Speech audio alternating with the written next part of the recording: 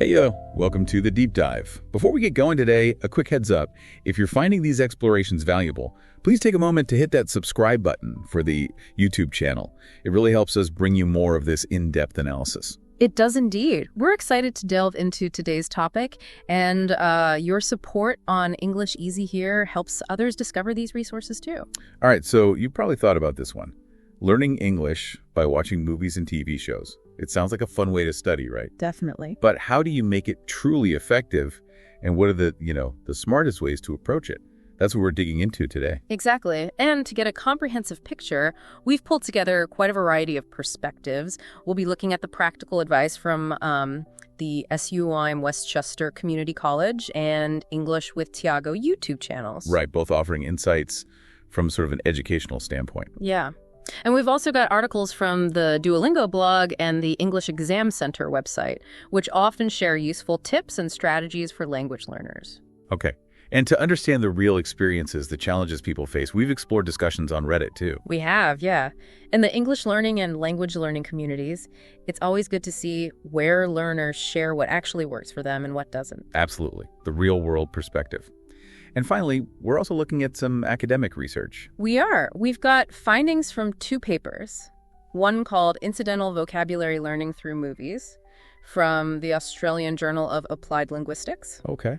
And another one, Watching Subtitled Films Can Help Learning Foreign Languages, which was published in PLOS 1. So trying to get some data-backed insights there too. Great. So for you listening, someone who maybe wants to get to the core of things quickly and thoroughly, who enjoys those aha moments and seeing different angles without feeling overloaded, this is designed to be your shortcut. That's the idea. We're sifting through it all to bring you the key strategies for using movies and TV to really boost your English skills, hopefully in an enjoyable way. Our mission then is pretty straightforward.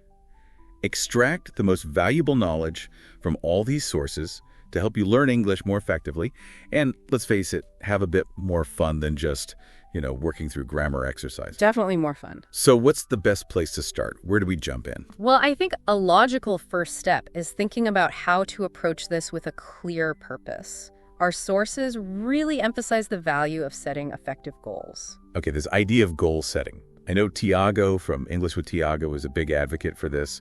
He talks about having specific aims for each time you sit down to learn with movies or TV clips. Yeah, exactly. It's not just about hitting play and hoping for the best, is it? Not at all. Thiago suggests that instead of a vague intention like, oh, I'll watch some English TV today, you should have a more focused objective. Like what? What kind of objective? Well, he recommends aiming to learn, say, 2 new words, or maybe actively testing how much you can understand without subtitles for a short bit. Ah, okay. That makes a lot of sense. It's about being intentional with your time. Right. He even gives a clear example, something like, Yeah, I think it was, I'm going to watch this short scene 5 times without subtitles to try and grasp the main idea. and then watch it once with subtitles to check how well I understood. That's a really concrete and achievable goal, isn't it? And notice how manageable that is. It's not overwhelming. Thiago also advises setting realistic goals and focusing on consistent quality engagement rather than, trying to cram in these massive, infrequent study sessions. Yeah, regular, focused practice seems to be the key. It's like building any skill, isn't it?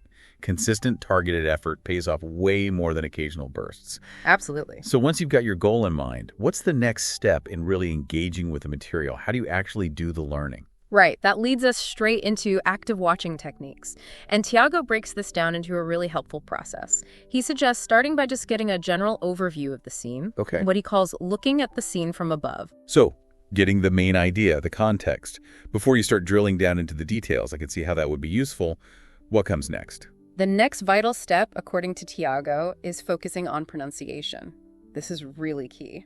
How so? He recommends listening to a short segment and then actively trying to repeat it. Imitate the actor's speech. It's about training your ear and getting your mouth used to the sounds, the rhythm of natural English. That makes perfect sense. It's not just about knowing the word, but how it actually sounds when people say it. Then he moves on to understanding the meaning within the context, right? He gives that memorable example. Oh yeah, the hit me example. When someone actually wants more salad, not the literal meaning. Exactly. It shows how crucial context is. Precisely. He highlights that the dictionary definition can be quite different from the meaning in a specific situation or idiom. He even suggests using tools like ChatGPT to confirm your understanding of an expression within that specific context. Which is a really practical, modern tip. It's amazing how AI can help decode those everyday phrases. It really is. And after you've grasped the meaning in that scene, Thiago talks about the importance of contextualizing, making it relevant to you. Right. What does that involve? It involves actively thinking, okay, how might I use this new phrase or expression in a real-life situation? So if you learned, yeah, hit me for wanting more salad. You'd think about when you might say that. Exactly. Maybe someone offers you more lasagna or another piece of cake at a party. It's about making that connection to your own potential conversations, bridging the gap between the screen and your life. He gives a few other examples too, like, I better get going and I'm going to kick your ass. Yeah. It really highlights how varied the formality and context of even short phrases can be. Absolutely. And it shows you need to understand not just what it means, but when and how to use it appropriately. Okay, so that's Thiago's method. Now, beyond that, SUNY Westchester Community College also emphasizes this active engagement, but through something called the AMC cycle. Yes, their AMC cycle. Anticipate, monitor, comprehend, evaluate. All right, let's break that down. Anticipate. That sounds a bit like Thiago's idea of having a goal, but maybe broader, like focusing on the content itself. Exactly. It involves making predictions before you start watching or listening, based on the title, the genre, maybe even just the visual setting of the scene. You guess what might happen, or what words might come up. Yeah, what kind of vocabulary might you expect to hear? What do you think the main topic of conversation might be? It also includes thinking about any specific challenges you might face, like, oh, this character has a strong accent, I should listen carefully. Right, so you're mentally preparing yourself, priming your brain for what's to come. What about monitor? Monitor is about actively paying attention while you're watching, not just to the words, but also to how well your predictions are holding up. Checking in. Were you right about the vocabulary? Are you encountering those challenges you anticipated? It's about being consciously aware of your own listening process as it's happening. So you're not just passively absorbing, you're actively checking your own understanding. Okay. And then comprehend. That seems pretty straightforward, just understanding it. Yes, but SUNY Westchester adds a crucial layer here. They suggest that if you do find things difficult during your first watch, Which you probably will. right, you should actively make a plan to address those specific issues when you watch it again.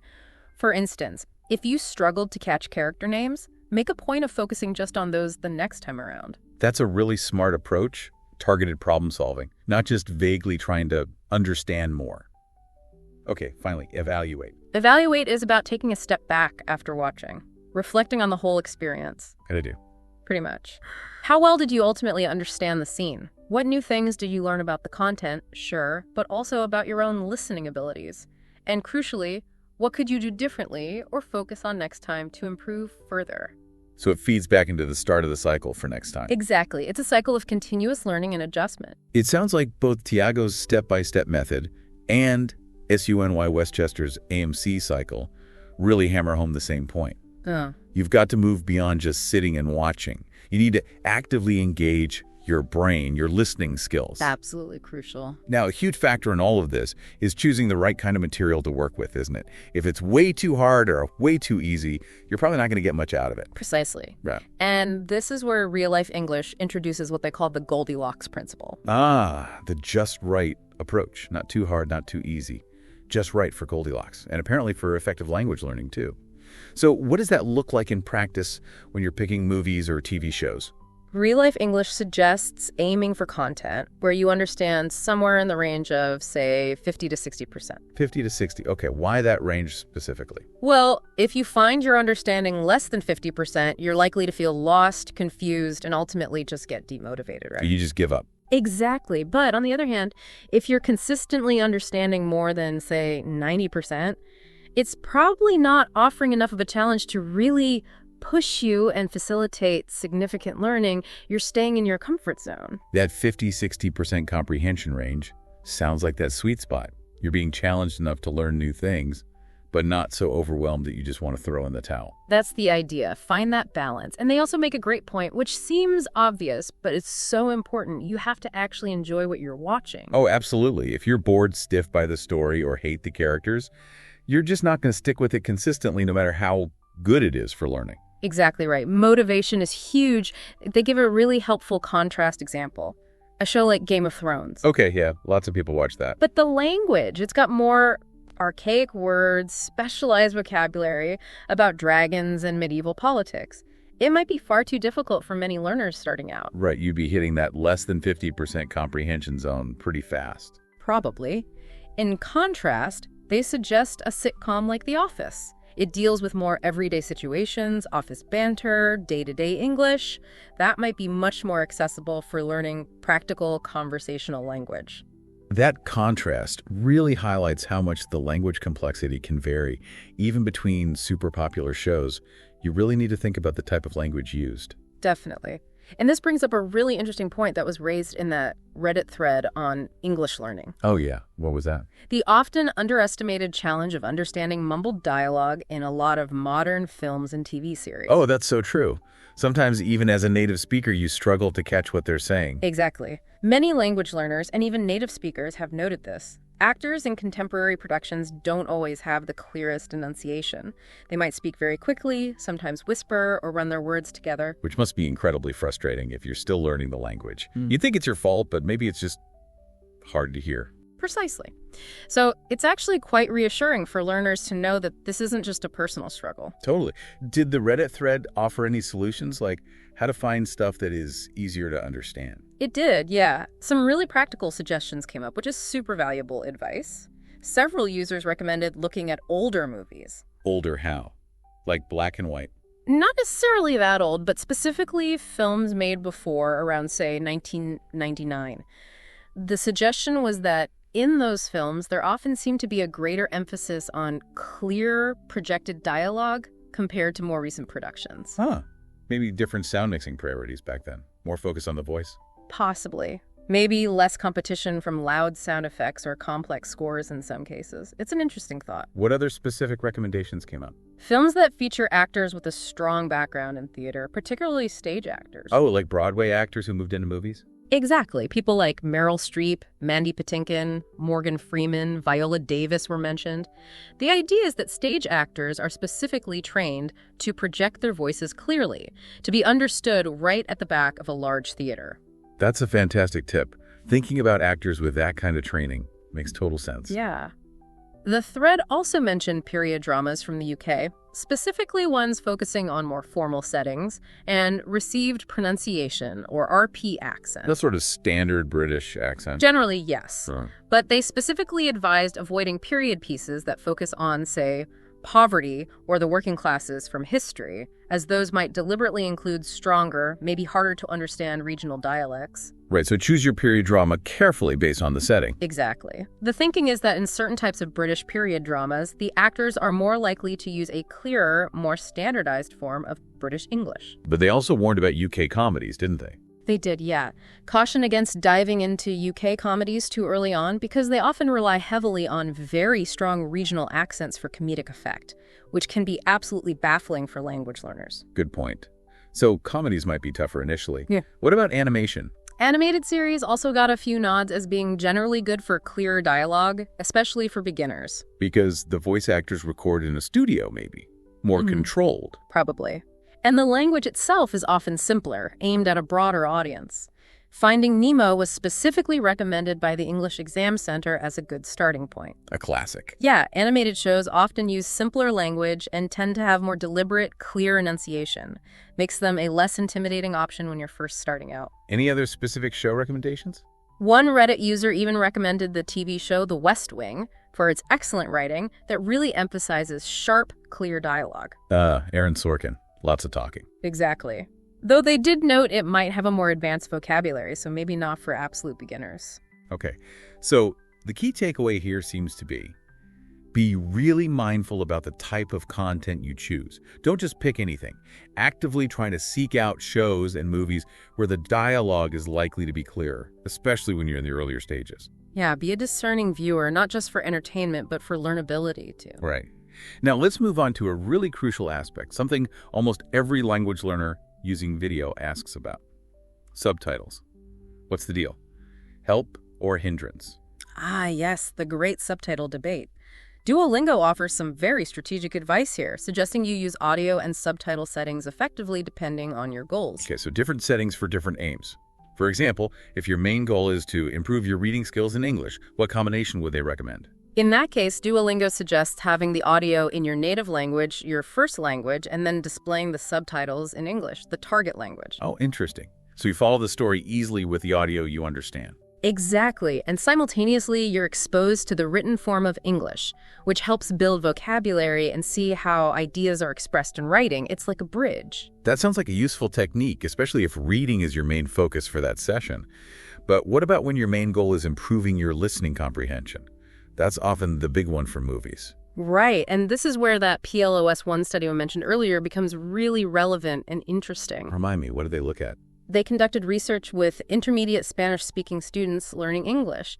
They compared the results of watching an English TV show under 3 conditions, with English subtitles, with Spanish subtitles, their native language, and with no subtitles at all. Okay, the 3 main options. And what were their key findings specifically for listening skills? The study found that the group who watched the English show with English subtitles showed a significantly greater improvement in their listening skills compared to both the group who watched with Spanish subtitles and the group who watched with no subtitles. Wow, okay, so English audio with English subtitles was the winner for listening improvement in that study. Significantly so, yes. It suggests that seeing the words on the screen in the target language while simultaneously hearing them spoken can be a very effective way for your brain to kind of match the sound to the word and process spoken English. That's a really key finding. It pushes back against the idea that subtitles are always just a crutch that stops you from really listening. It does seem to, at least for intermediate learners in this context. But what about vocabulary acquisition in that same study? Did English subtitles help with learning new words too? Well, interestingly, the PLOS-1 study didn't find any statistically significant differences in vocabulary acquisition across the 3 different subtitling conditions. Really? So no clear winner for learning words? Not statistically significant, no. However, they did note some weak trends suggesting there might be a slight advantage for vocabulary learning when watching with English subtitles or with no subtitles at all compared to using subtitles in the learner's native language. But it wasn't strong enough to be conclusive. Huh. So, English subtitles clearly helped listening comprehension in their study, but the direct impact on learning new vocabulary wasn't as definitively proven. It was more about understanding what was being said. That seems to be the main takeaway from that specific research, yeah. And the Reddit threads also had quite a bit of discussion about how people actually use subtitles in real life, didn't they? What kind of approaches came up? They did, and there was definitely a range of opinions and strategies shared. One user on language learning mentioned they mostly watch shows with English subtitles just for enjoyment and passive learning. Kind of hoping some stuff just sinks in naturally. Yeah, suggesting you can still pick up some language that way, even without actively studying every single word. Another user described a more active 2-pass system. 2 passes. How did that work? First, they'd watch something with English subtitles to fully understand the plot, the context, who's who, get the story straight. Okay, makes sense. Then they'd watch it a second time, but with subtitles in their target language, to really focus on the specific vocabulary and phrasing being used. Oh, that's clever. Watch it first for understanding in English, then again with target language subtitles to zero in on the language itself. That sounds like a really thoughtful way to balance enjoyment and study. It does, doesn't it? It separates the tasks. Real-life English also weighs in on subtitles, emphasizing the importance of eventually striving to reduce your reliance on them. If your goal is to become a truly proficient listener, you mean? Exactly. They frame subtitles as a valuable temporary aid, a stepping stone, but not necessarily the permanent solution if you want to understand spoken English naturally without reading along. Which aligns with that idea of gradually training your ear. Did the PLOS-1 study mention any other relevant research on subtitles? Yes, they referenced a couple of earlier studies. One was from 2009 by Mitterer and McQueen. They found that using intralingual subtitles, so English audio with English subtitles, actually improved people's perception of accented speech. Improved it. It seemed to help listeners better understand pronunciations that were maybe unfamiliar or heavily accented compared to having no subtitles. But interestingly, that same study found that using native language subtitles actually harmed the perception of accented speech compared to no subtitles. Wow, that's fascinating. So English subtitles helped with accents, but native language ones made it worse. Strange. It is counterintuitive, isn't it? Perhaps seeing the text in the same language helps your brain decode the sounds better, whereas seeing it in your native language distracts or interferes somehow. Maybe. And there was another study mentioned. Yes, a 2011 study by Azare and Rashvand. They indicated that using non-verbatim English subtitles might actually lead to better overall comprehension for language learners. Non-verbatim, meaning subtitles that don't match the spoken words exactly. Right. Subtitles that convey the same core meaning but maybe simplify the phrasing slightly or aren't a strict word-for-word transcription. Why would they be better? That's an interesting question. Perhaps focusing on conveying the core meaning clearly, rather than sticking rigidly to every single spoken word, might actually aid understanding for learners who are still developing their listening fluency. It's a subtle point. It is. So the overall picture on subtitles seems to be, well, kind of complex. It is. It seems English subtitles can be a very valuable tool, especially for intermediate learners, particularly for boosting listening comprehension and helping with tricky accents. Right. But the ultimate goal for many learners should probably be to gradually wean themselves off relying on them completely to really maximize their pure listening development, and their effect on vocabulary learning seems less direct or clear-cut. Okay, that's a really helpful summary. Subtitles. Useful tool, used strategically, aim to reduce reliance eventually. Now let's shift focus specifically to vocabulary. How can we actively learn new words and phrases through watching movies and TV? Right, vocabulary, building such a crucial part of language learning. That Australian Journal of Applied Linguistics paper we mentioned looked directly at this, at incidental vocabulary learning. Incidental meaning learning without specifically trying to, just by watching. Exactly. Their study involved Japanese-speaking students watching Back to the Future with English captions. Great movie choice. Isn't it? And they found a small but statistically significant increase in the students' recall of specific vocabulary words immediately after watching the film. How small is small?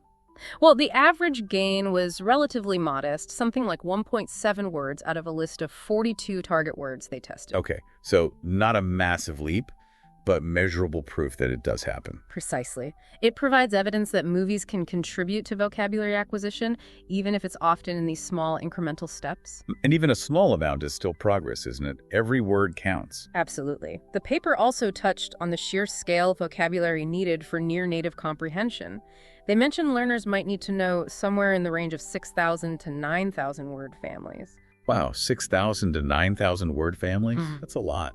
That really puts it in perspective. It does, and it underscores why you really need a variety of different learning strategies to build vocabulary effectively. Relying on just one method probably isn't enough.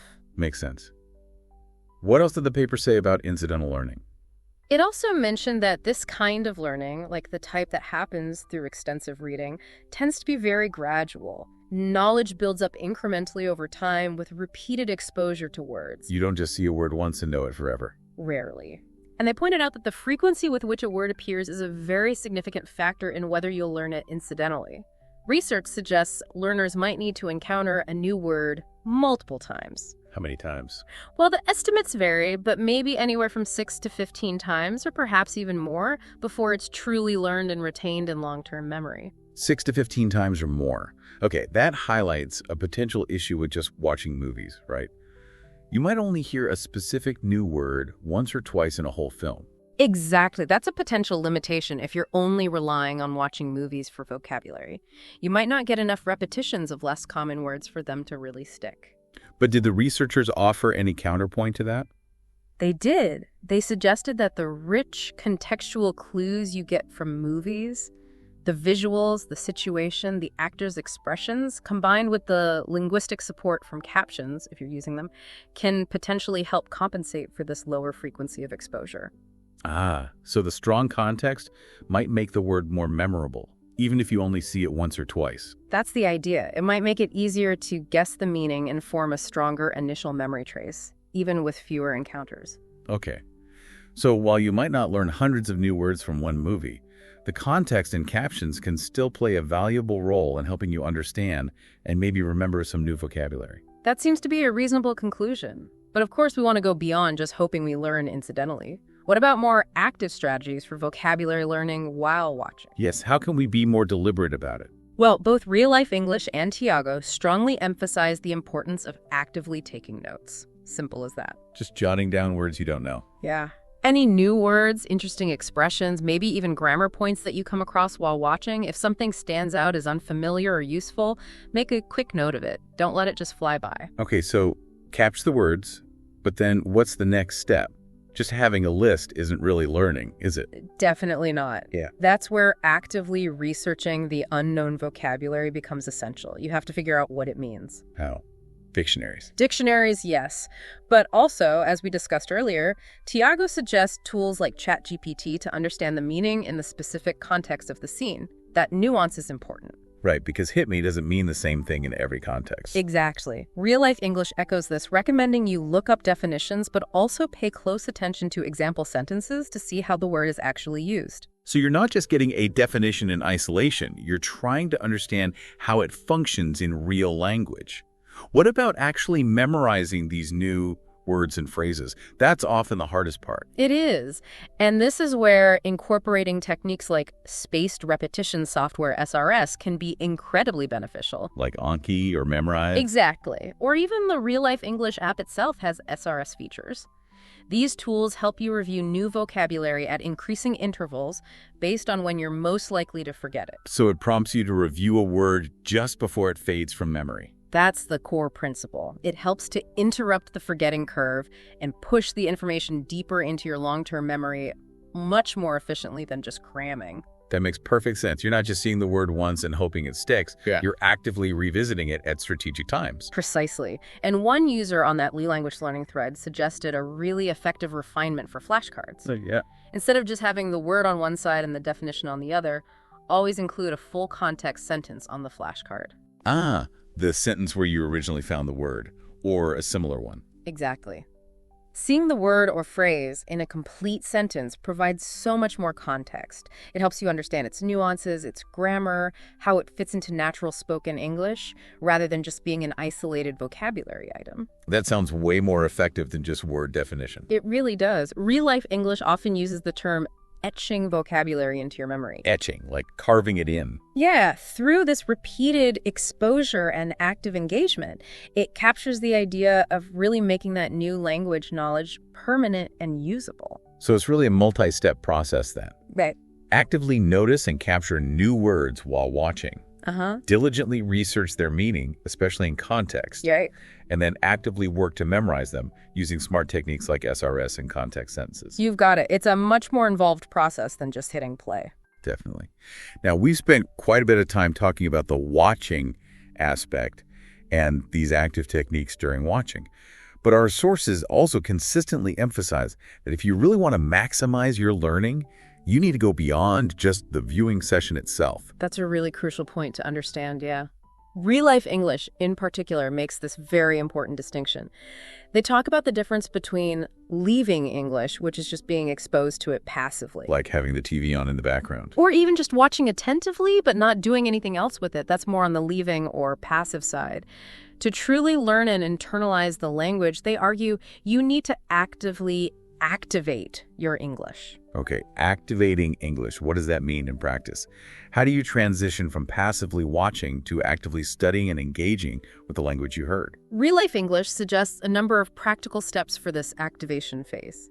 It includes going back to those notes you took during the show. The vocabulary list. Yeah, and deepening them throughout the week. Maybe looking up related words, synonyms, antonyms, finding more example sentences, really exploring that word or phrase. So revisiting and expanding on your initial notes. What else? They also strongly recommend actively practicing the pronunciation of new words and phrases out loud. Try to mimic the actor's intonation, the rhythm, the connected speech. Record yourself, maybe? Getting your mouth involved, not just your eyes and ears. Exactly. And of course, consistently reviewing the vocabulary you've learned using SRS or whatever method works for you. Don't just learn it once and forget it. Right. The memorization needs ongoing effort. Definitely. Another powerful technique they highlight, and this also came up on Reddit, is to actually re-watch the same content multiple times. Watching the same scene or episode again. Why? Well, the first time you watch, you're probably focused on understanding the plot, catching the main ideas. The second or third time, you can pay much more attention to the specific language used, the pronunciation, the nuances you missed before. Oh, okay. Yeah. And peel back different layers with each viewing. Exactly, and it naturally reinforces those new words and phrases through repeated exposure and context. That Reddit user also mentioned an interesting technique related to this. What was that? Ripping the audio from movies or TV shows. Just the soundtrack. Yeah, just the audio track, and then listening to it repeatedly, maybe while you're commuting or doing chores or exercising, situations where you can't actively watch. Oh, that's a great idea. Passive listening, but focused on content you've already processed visually. It's a fantastic way to really immerse yourself in the sounds and rhythm of the language, train your ear to pick out words and phrases even without the visual cues, builds pure listening stamina. I like that. Any other sort of beyond watching tips? Well, one slightly unconventional suggestion from Reddit was to consider attending live theatrical shows if you have the chance. Live plays. Why? Because, as we mentioned earlier, stage actors are typically trained to have very clear projected enunciations so the audience can hear them. It could be a good environment for practicing listening to clearly spoken English. That's a clever idea if you have access to English language theater. Kind of the opposite of mumbled movie dialogue. Potentially, yeah. And another user, though they deleted their comment later, mentioned a technique called read listening. Read listening. Combining audiobooks with the actual written text of the book. Reading along while you listen. Okay, so not directly movies, TV, but related. Why is that helpful? It highlights the power of engaging multiple senses, simultaneously auditory and visual. It reinforces the connection between the spoken sound and the written word, which can be really beneficial for both reading and listening skills. It does seem like engaging in multiple ways is key. Absolutely. And that ties into one final crucial aspect Real Life English brought up, understanding connected speech. Connected speech. You mean how words squash together when people talk naturally? Exactly that. How individual words often blend together, change their pronunciation. They gave the example of over and over, often sounding more like over and over. Yeah, happens all the time. Want to becomes wanna, going to becomes gonna. Precisely. Paying attention to these natural patterns of connected speech, learning to recognize them, is absolutely essential for improving your listening comprehension. It helps make spoken English sound less like a choppy string of separate words and more like the flowing stream it actually is. So it's not just about learning individual words, but also learning how they sound when they're all linked together in a real sentence at natural speed. You absolutely need that piece of the puzzle to become a confident listener. Wow. Okay, this has been a really comprehensive deep dive into learning English with movies and TV. We've covered a lot of ground. If we had to boil it down, what are the absolute key takeaways we should leave our listeners with today? Okay, let's try. Firstly, be intentional. Set specific, realistic learning goals for each session. Don't just watch passively. Right, goal setting first, number 2. Actively engage with the material. Use structured techniques like Thiago's steps or the AMC cycle. Monitor your understanding. Okay, active watching. 3rd, choose your content strategically. Aim for that Goldilocks zone, maybe 50–60% comprehension.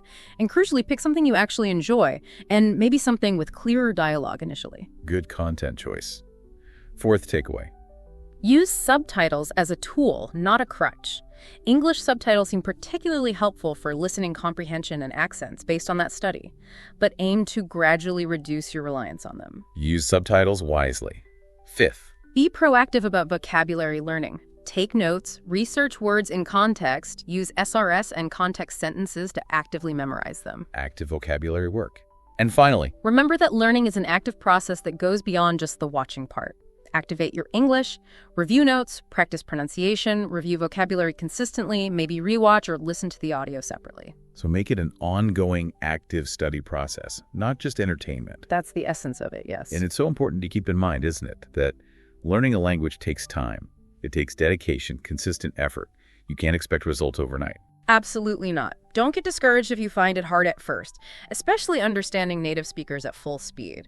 Every bit of focused effort you put in does contribute to your overall progress. It all adds up. Keep going, basically. Stick with it. Definitely. So maybe as a final thought for you, our listeners, something practical to try. Yeah. We encourage you to choose just a short scene, maybe only a minute or two long, from a movie or TV show that you enjoy. Something manageable. Okay, a short clip? Then try applying just one or two of the techniques we've discussed today in your very next English learning session. Maybe focus on pronunciation, or try the AMC cycle just for that clip, or note down all the unknown words. Just pick one or two things. Don't try to do everything at once. Exactly. And pay close attention to what you notice. How does it change your understanding? How engaged do you feel compared to just passively watching? That little experiment might give you some really valuable insights into what clicks best for your own learning style. That's a really great, actionable takeaway. A mini experiment to see what works.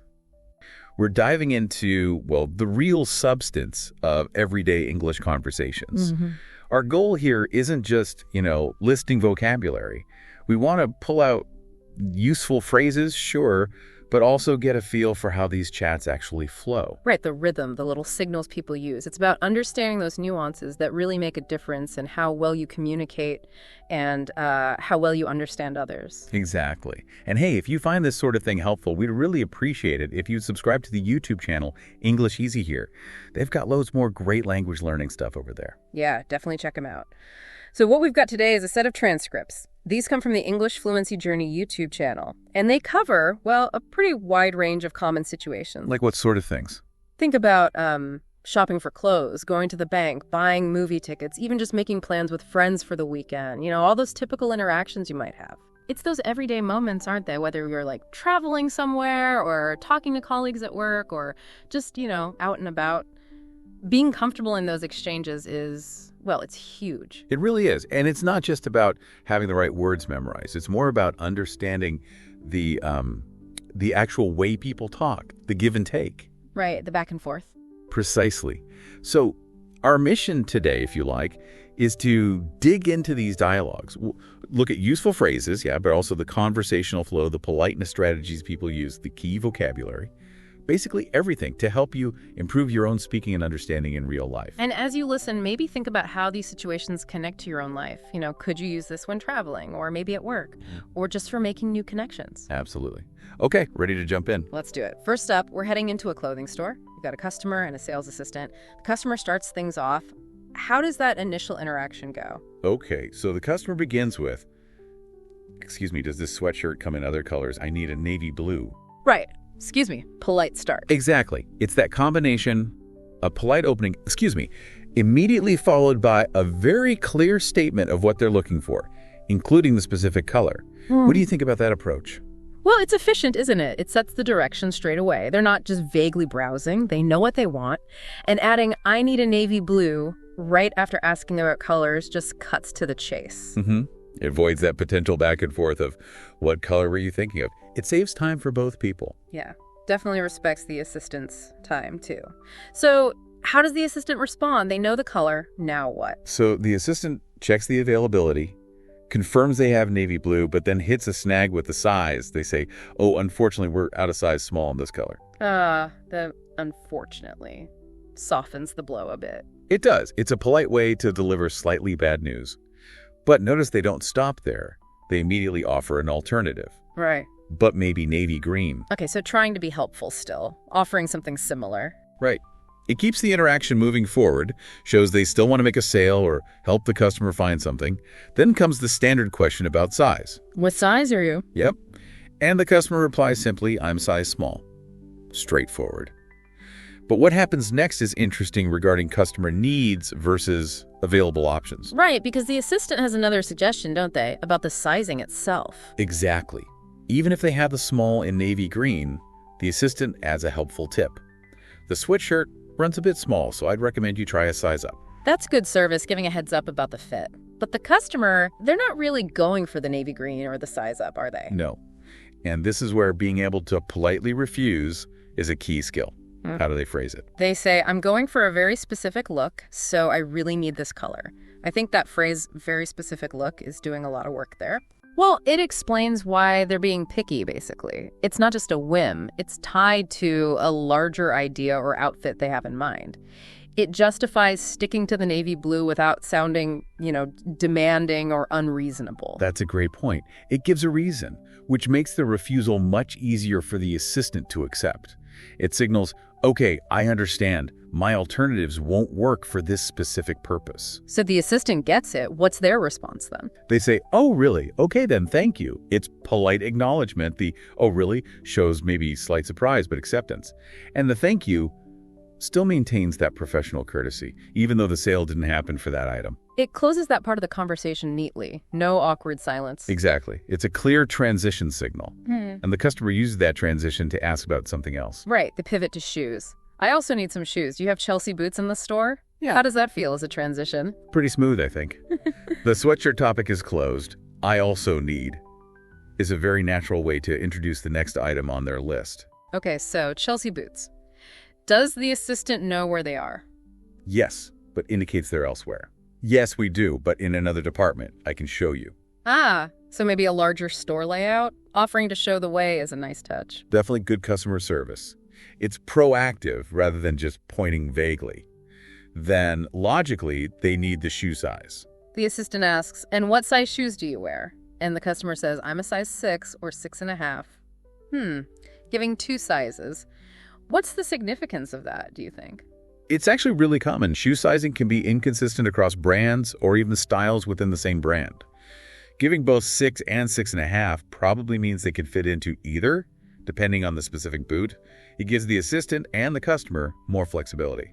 That makes sense. So the assistant then gives directions to the right section. Yeah, very clear directions. Yeah. There you go. This whole aisle is size 6, and on the other side is 6.5. Specific and easy to follow. And then the crucial question, if you're trying on shoes or clothes. And where can I try these on?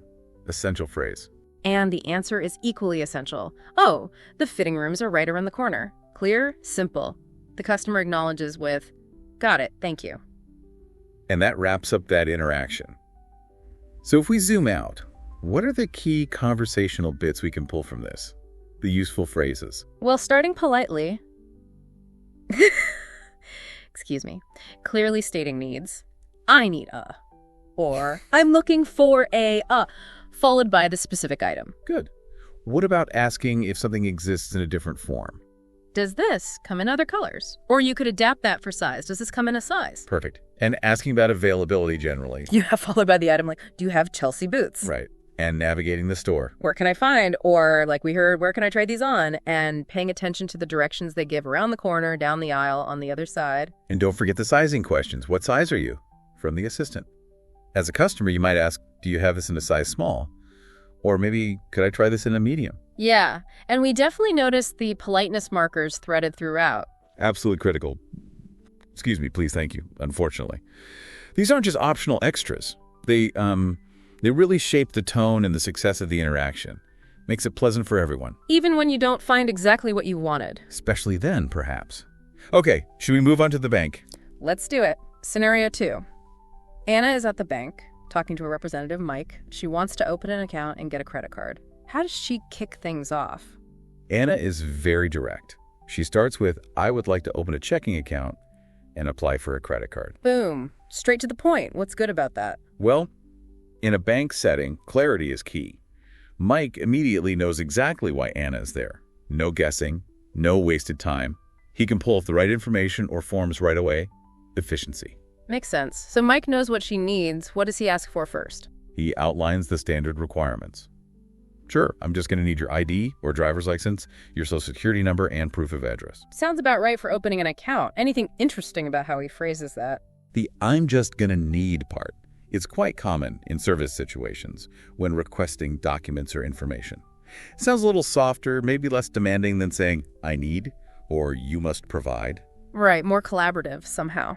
And Anna seems ready. Yeah, she says, no problem, here it is. Suggests she came prepared, maybe looked up the requirements beforehand. Smart move. Okay, documents handled. Next up, the specific type of checking account.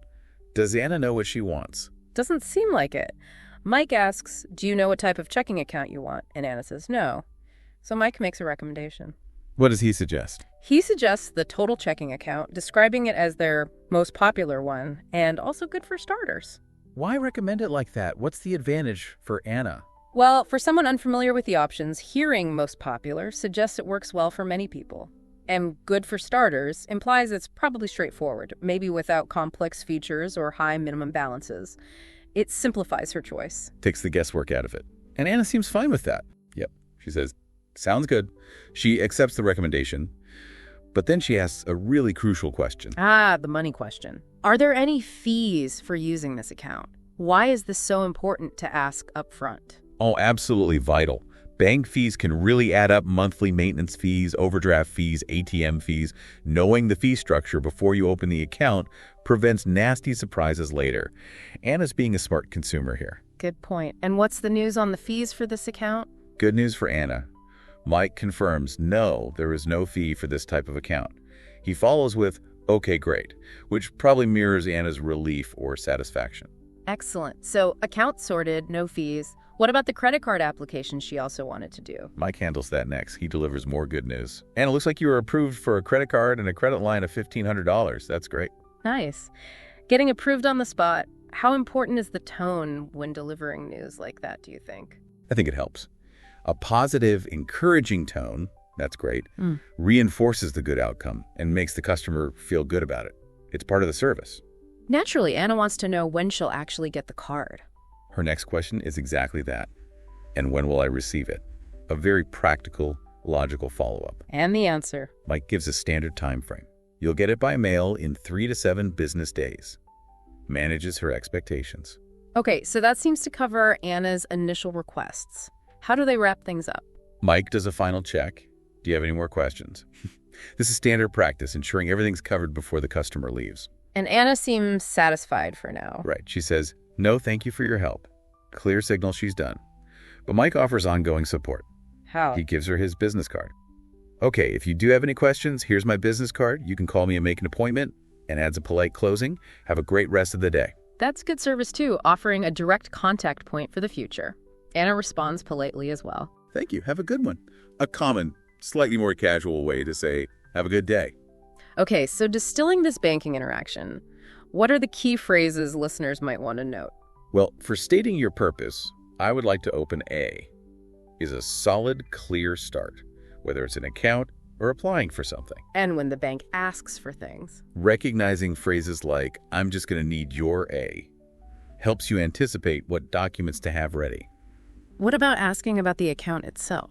Anna's question, are there any fees for using this account, is absolutely essential. You could adapt it too.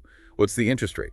Or is there a minimum balance? Good variations. And for timelines, like when the credit card arrives. When will I receive it is direct and effective. Or you could ask, how long does it usually take? Or what's the typical time frame for that? Okay, great. Let's switch scenes again. This time we're off to the movies. Dialogue 3 is at an AMC theater, a customer buying tickets. How does this one start?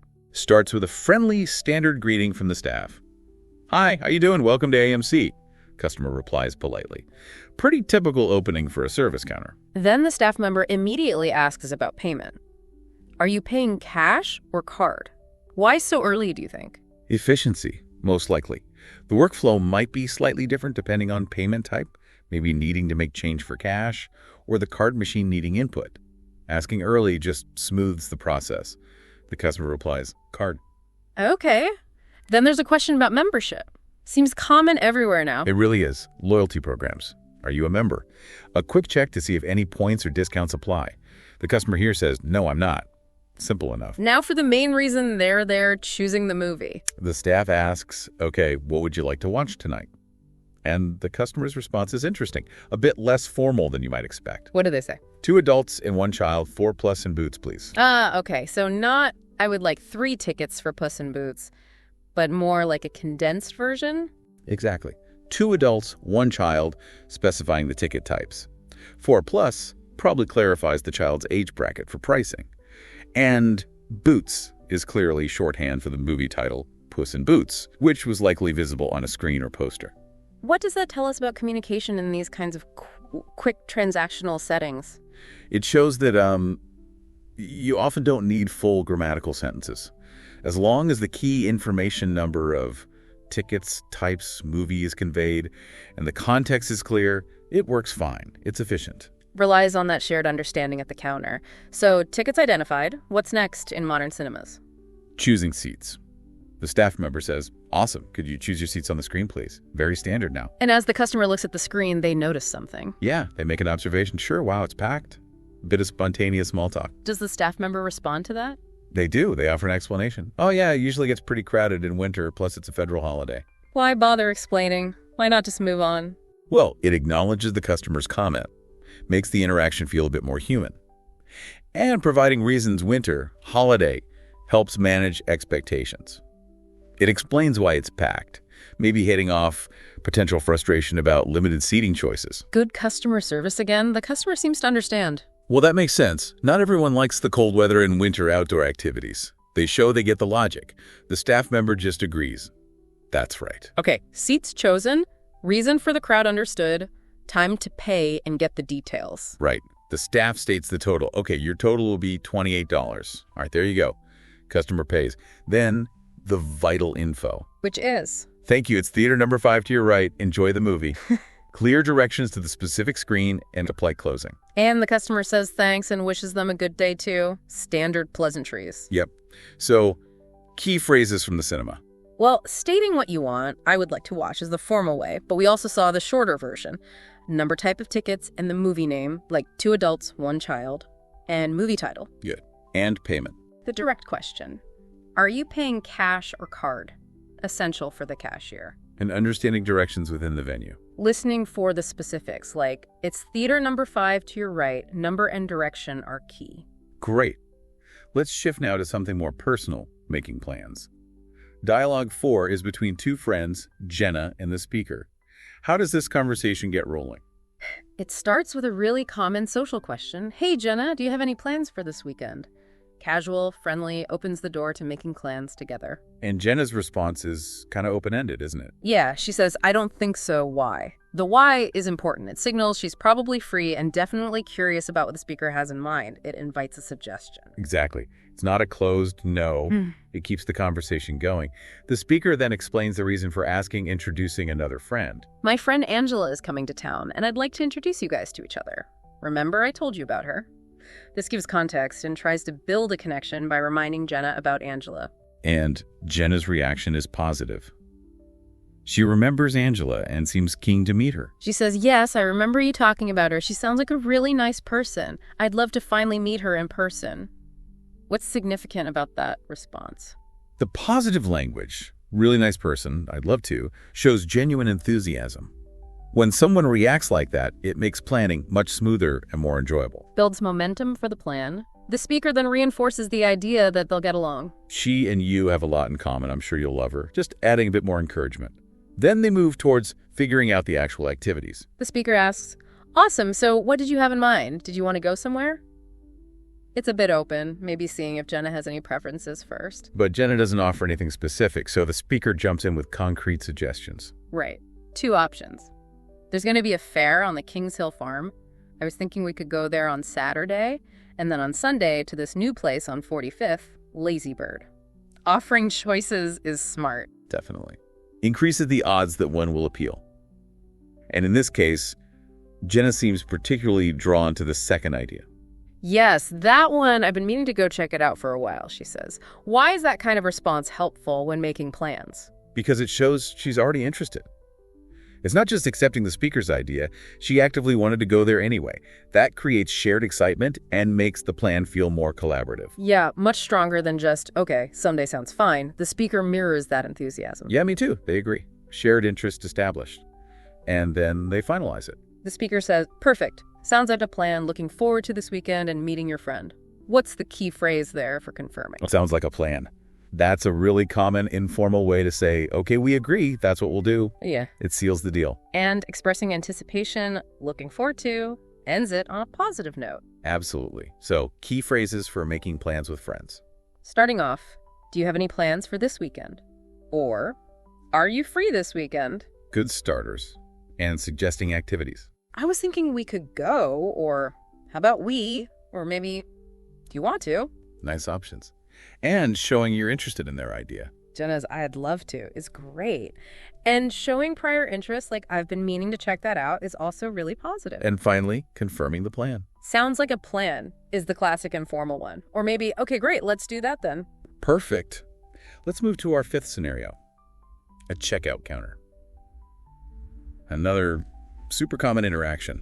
How does this one typically start? Usually with a greeting from the cashier, right? Like, "Here, hi, how are you today?" The customer responds politely, "I'm doing well, thank you. How about you?" And then adds a little extra. Just grabbing a few things for the weekend. The little addition, just grabbing a few things, turns it slightly from just a transaction into a tiny moment of small talk. Makes it a bit more personable. The cashier then asks a standard question before scanning. Sounds great. Did you find everything you were looking for? Just checking if the customer needs help finding anything else before they start the payment process. Customer says yes, but then there's an issue. The dreaded price discrepancy. The customer says, "Yes, I did, but I have a question about the price of this item. It's showing up as a different price than what I saw on the shelf." How is this phrased effectively? Well, starting with "I have a question about" is polite. It frames it as an inquiry, not an accusation. And then clearly stating the problem, showing up as a different price than what I saw on the shelf, gives the cashier the exact information they need. Right. Clear, polite, specific. How does the cashier handle it? Very well, actually. Sure, I can help you with that. Which item is it? Offers help immediately and asks for clarification. Customer points it out. "It's this pack of gum." The cashier checks it and confirms the customer is right. Let me take a look. Oh, you're right. It looks like the wrong price tag was placed on this item. Okay, so they acknowledge the error. That's important. Very important. Then they apologize and explain the likely reason. "I apologize for the confusion. I'll make sure to fix it." And crucially, they state the correct price. The correct price for this gum is $3.99. So acknowledge, apologize, explain briefly, correct? Seems like a good formula. Absolutely. It resolves the issue efficiently and respectfully. The customer shows appreciation. "Thank you for letting me know. I appreciate your help." Polite acknowledgement. The cashier then moves to finalize the sale. Of course, no problem. Uh-huh. Will that be all for you today? The standard question to check if they're done shopping. Customer confirms. Yes, that's everything. Then the total and the payment question. Great. Your total comes to $24.73. How would you like to pay? Very standard checkout language. Customer says, "I'll pay with my credit card." Straightforward. Transaction goes through. Cashier offers a final closing. All right, you're all set. Thank you for shopping with us today and have a great weekend. Customer replies, "Thanks, you too." Nice, friendly end to the interaction. Key phrases from the checkout. When you encounter a price issue, "I have a question about the price of this item," and explaining it. "It's showing up as a different price than what I saw on the shelf," or than the tag said. And from the cashier's side, those common questions. Did you find everything you were looking for? Will that be all for you today? And of course, how would you like to pay? You'll hear those constantly. Okay, scenario number 6 takes us into the world of renting. A landlord and a potential renter discussing an apartment. How does the renter start this conversation? They begin politely and clearly state their purpose. "Hi, I'm interested in renting an apartment." Direct leaves no doubt why they're contacting the landlord. Good start. The landlord then needs more information. Right. "Sure, we have some available units. What type of apartment are you looking for?" This prompts the renter to give their specific requirements. And the renter is ready with those specifics. "I'm looking for a 1-bedroom apartment with a balcony and a parking spot." Being clear about non-negotiables up front saves everyone time. Definitely. Does the landlord have something suitable? Yes, they confirm. "Great, we have a few units that match your criteria." And then they immediately state the rent, which is crucial information. The rent for a 1-bedroom apartment with a balcony and a parking spot is $1,500 a month. Putting the price out there early, the renter seems okay with the amount. What's their next logical question? Understanding exactly what that $1,500 covers, they ask, "That sounds reasonable. What's included in the rent?" Super important question. Why is that so crucial? Because rent can mean different things. Does it include water, heat, electricity, trash removal? Knowing what utilities or services are included versus what you have to pay separately is vital for budgeting accurately. Makes sense. So what is included here? The landlord clarifies, "The rent includes water, trash, and maintenance services. You'll be responsible for paying your own electricity and gas." Clear division of responsibilities. Okay, got it. Now, the renter hasn't seen the place yet. What do they ask next? Naturally, they want to see it. Yeah. I see. Can I take a look at the apartment before deciding to rent it? Mm. You wouldn't usually rent an apartment site unseen. Absolutely not. Does the landlord agree to a showing? Of course. Of course, we can schedule a showing at your convenience. When would you like to see the apartment? Offering flexibility is good practice. The renter suggests the weekend, and they settle on Saturday afternoon. Sure, we have availability on Saturday afternoon. Would that work for you? Renter agrees. Then, thinking ahead, the renter asks about the process. Right. If I decide to rent the apartment, what's the process? This shows serious interest. They want to know the next steps if the viewing goes well. And what does the landlord outline? The typical procedure. You'll need to fill out an application and provide some documentation such as your ID, proof of income, and references. Standard stuff. Once we approve your application, we'll need a security deposit and the first month's rent to secure the apartment. So application, documents approval, then money down. Clear steps. How does the conversation end? With the renter thanking the landlord and confirming the Saturday appointment, the landlord reciprocates and invites further questions if needed. Polite closings on both sides. Okay, let's extract the key phrases for renting. Starting out. I'm interested in renting an apartment is a good, clear opener. Specifying requirements. I'm looking for and then listing the features. One-bedroom apartment with a balcony and a parking spot. Use with or and to connect features. Asking about the money side. What's the rent? Yeah. Or how much is the rent per month? And crucially, what's included in the rent? You might also ask, are there any other fees? Yeah. Or how much is the security deposit? Good additions and the practical steps. Can I take a look at the apartment? Yeah. Or can I schedule a showing? And then what's the process? Or what are the next steps if I want to apply? Excellent. Moving on to scenario 7. Checking into a hotel. We're at the Sunset Hotel. How does the front desk worker greet the guest? With a very standard, polite hotel greeting. Good afternoon. Welcome to the Sunset Hotel. How may I assist you today? Welcoming and helpful. And the guest, John Smith, knows exactly what to say. Oh, I have a reservation under the name of John Smith. The classic check-in line. The worker finds the reservation and confirms the details.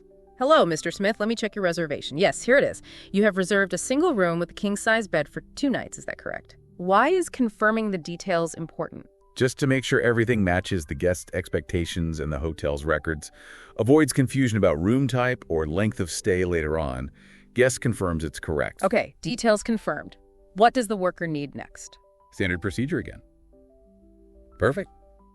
May I have your ID and credit card for check-in purposes, please? Need to verify identity and secure payment or incidentals. Guest provides them. Payment is processed. Then there's a form to sign. Thank you very much. I have processed your payment, and I'll need you to sign this registration card.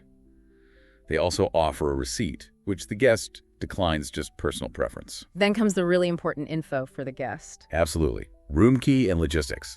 All right, here's your room key. You'll be staying in room 405 on the 4th floor. Then info about amenities. Breakfast is served from 7 a.m. to 11 a.m. in our restaurant on the 1st floor. You can also enjoy our fitness center and pool on the 2nd floor. They finish by asking, is there anything else I can assist you with? That's quite comprehensive. Covers the basics nicely. Does the guest need anything else? Yes, they have a question that's very common for hotel guests. Let me guess. Restaurant recommendations. You got it. Actually, I was hoping you could recommend some good restaurants in the area for dinner. Perfect example of politely asking for local advice. How does the front desk worker handle that? Very professionally. They try to narrow it down first. Of course, we have a great list of local restaurants. Are you looking for something casual or fine dining? Tailoring the recommendation makes it much more useful. Smart. Guest asks for something casual. What's the suggestion? I would recommend trying out the Italian restaurant down the street. They have great pizza and pasta dishes. Specific suggestion with a reason. Good pizza pasta. Guest seems happy with that. Sounds perfect, thank you. Anything else before they head to the room?